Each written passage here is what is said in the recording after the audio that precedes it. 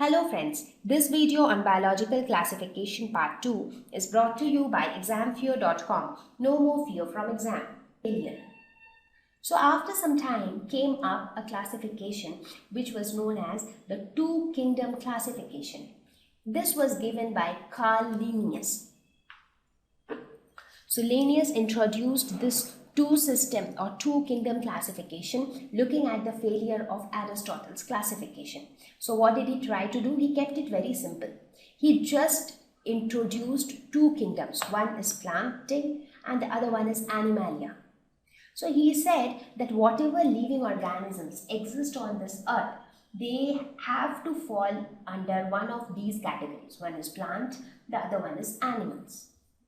Now, in the kingdom Plantae, all sorts of plants were included, be it cactus, be it grasses, be it tall, big trees, or be it the aquatic plants. So, all sorts of plants were made to fall under this category Plantae. And Animalia would include all animals, starting from a lion, tiger, elephant to microorganisms like bacteria, viruses, fungi, or the aquatic animals or human beings. So everything will fall under this category Animalia. So that was given by Linnaeus. So now, was this successful? Even this mode of classification was also a failure. And the primary reason for failure was that the organisms which exist on this earth are not only huge in number, but also they are very, very diverse. They are very different from each other. So what was the basis of this two kingdom classification? I mean, why did Linnaeus divide everything into two groups, plant and animal? Because he thought plants are immobile, they prepare their own food with the help of sunlight and with the help of the green pigment called chlorophyll. Whereas, on the other hand, animals, they are mobile. They can move from one place to another. They cannot prepare their own food. When I say cannot prepare their own food, I do not mean cooking the food.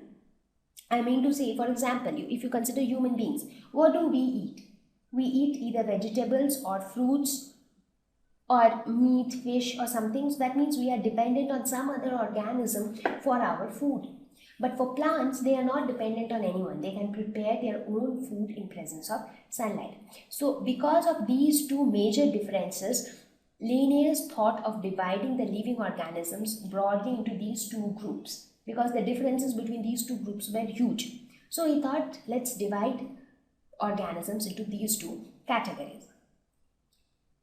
Now let us see what were the drawbacks of this two kingdom classification that made it a failure. Now, first of all, there was no distinction between eukaryotes and prokaryotes. We all know what is a eukaryote and what is a prokaryote by now. But still, just for a review, eukaryote are those organisms in which their cells will have the specific cell organelles. I mean, all the cell organelles. When I say cell organelles, I am talking about the Golgi apparatus, the mitochondria, lysosomes, and all those stuff. So all those stuffs will be present distinctly. So those are eukaryotes. Prokaryotes means there will be no defined cell organelles. So inside the cell, you will not see the different organelles distinctly. So they are prokaryotes.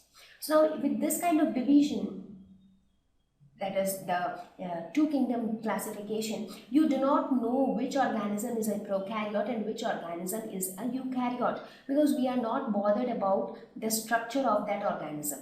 We are only bothered about whether it is a plant or it is an animal. That's it. I mean, whether it resembles more to a plant or it resembles more to an animal.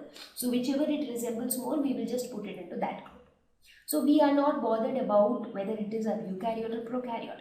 Similarly, we are not bothered about whether it is a unicellular or multicellular, whether that organism is made up of one cell or multiple cells. So it will happen that we will end up putting eukaryotes and prokaryotes in the same group, or we might also end up putting unicellular and multicellular in the same group. Now, when I am saying in the same group, we expect that organisms in the same group will have a lot of similarities. So now just imagine if two organisms, one is unicellular and the other one is multicellular, and if both of them are in the same group, do you think that they are going to share any similarities?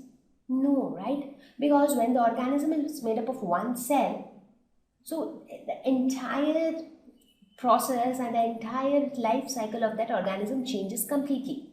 So a unicellular and multicellular distinction should be there. Similarly, a eukaryotic and prokaryotic distinction has to be there.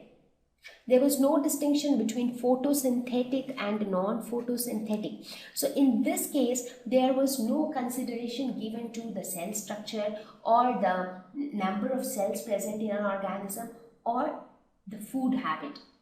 Secondly, many organisms didn't belong to any of the two kingdoms, like bacteria, fungi, viruses. So it was also seen that there were some organisms which resembled neither the plants nor the animals. So they were either forcefully made to enter a particular group, or they were just lying outside. They were neither into plants nor into animals. So because of these major limitations, the two kingdom classification was again a flop. Thank you. Please visit www.examfear.com to watch more videos, attempt free online test, get free study material, find tutors and mentors. Thank you once again.